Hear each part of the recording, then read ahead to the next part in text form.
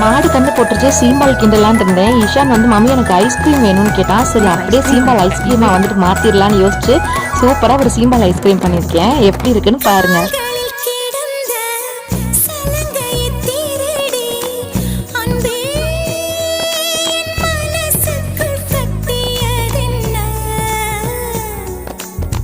சலங்கைகள் அணிந்தும் சத்தங்களை மறைத்தாய் பெண்ணே, உன் உள்ளம் தன்னை ஒழித்ததென்ன?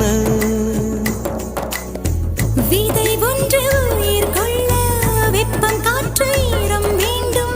காதல் வந்த உயிர் கொள்ள காலம் கூட வேண்டும். ஒரு விதை உயிர் கொண்டது, ஆனால் இரு நெஞ்சில் வேர் கொண்டது. சலங்கையே கொஞ்சம்